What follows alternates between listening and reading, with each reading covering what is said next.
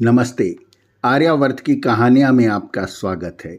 हम पढ़ रहे हैं श्वेताश्वतरोपनिषद, जिसके पंचम अध्याय में प्रकृति, जीव, परमेश्वर का क्षर अक्षर रूप में वर्णन किया गया है।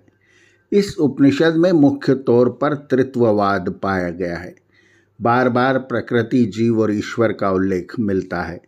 पहले प्रकृति को अजा तो जीव तथा ईश्वर को अज कहा। फिर प्रकृति को वृक्ष तथा उस पर बैठे दो पक्षियों सुपर्णा का जिक्र किया, जिसमें से एक वृक्ष का फल खाता है, दूसरा सिर्फ देखता है। इस अध्याय में दो अक्षरों का वर्णन है। इन दो के अलावा तीसरे ब्रह्म का वर्णन है, जो है तो अक्षर, परंतु उसे यहाँ अक्षर नहीं कहा।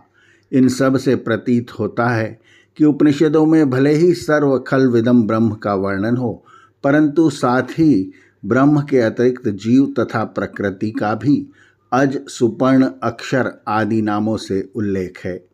इस अध्याय का प्रारंभ करते हुए कहा गया कि दो अक्षर हैं।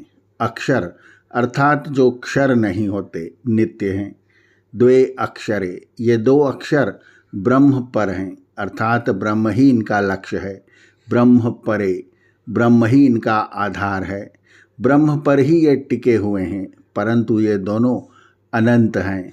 तू अनंते, इन दोनों में से एक में विद्या गूढ़ रूप में, छिपे रूप में विद्यमान है, दूसरे में अविद्या भरी पड़ी है।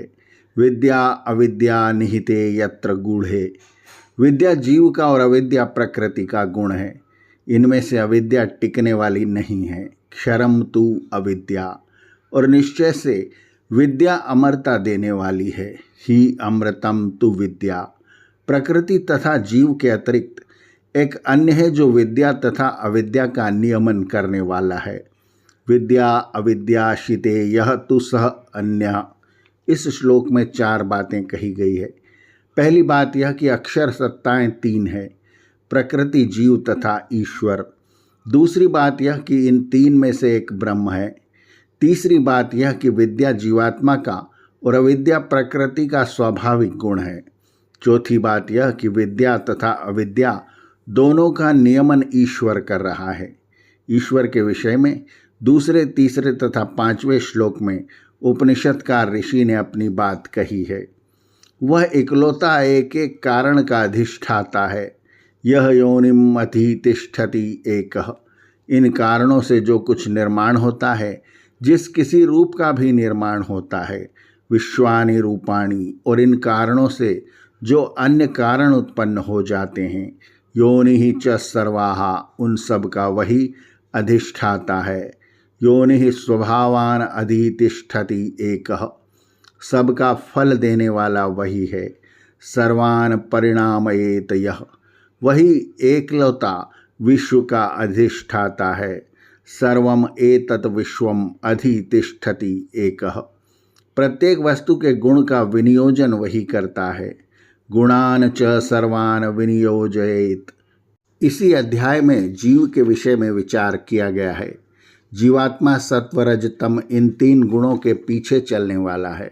गुण अन्वय, जीवन में जो सुख दुख आदि कर्मों के फल मिलते हैं, उन कर्मों को करने वाला जीव ही है। कर्म फल कर्ता, जो कर्म वह करता है। कृतस्य, उसका वह उपभोक्ता है। तस्यैव च उपभोक्ता, यह नहीं हो सकता कि वह कर्म करे, अच्छा या बुरा, और उसका फल वह न भोगे। वह अपने कर्मों के फल के अनुसार सब प्रकार के रूपों को धारण करता है। सह विश्वरूप, क्योंकि वह सत्वरज तम इनके द्वारा त्रिगुणात्मक है, इसलिए उसके जीवन के मार्ग भी तीन प्रकार के हैं। त्रिगुण त्रिवत कर्मा, प्राणों का वह स्वामी है। प्राणाधिपः, अपने कर्मों के कारण वह भटकता फिरता है। संवरति स्वकर्म भी, जीवात्मा का रूप क्या है, परिणाम क्या है, इस संबंध में चर्चा करते हुए ऋषि कहते हैं, जीवात्मा अंगुष्ठ मात्र है, फिर भी सूर्य के समान है। रवि तुल्य रूप, अर्थात सूर्य के तुल्य उसका प्रकाश है। ऐसे रूप के साथ दो गुण और जुड़ जाते हैं। वे गुण हैं संकल्प और अहंकार। संकल्प अहंकार समन्वित, यह संकल्प बुद्धि का गुण है, अहंकार आत्मा का। बुद्धेः गुणेत आत्मा गुणेन च एव, इस प्रकार भौतिक तथा मानसिक गुणों वाला आत्मा अपर है, अर्थात इस प्रकार के गुणों वाला दूसरा कोई नहीं है। ही अपरः अपि दृष्टः। आर्यावर्त की कहानियाँ के अगले अंक में हम पढ़ेंगे श्वेताश्वतरोपनिषद का उपसंहार। आर्यावर्त की कहानियाँ चैनल को सब्सक्राइब करें और बेल आइकन के बटन को दबाएं ताकि हम जब नया वीडियो लेकर आएँ तो उसकी सूचना आपको तुरंत मिल जाए। धन्यवाद। नमस्ते।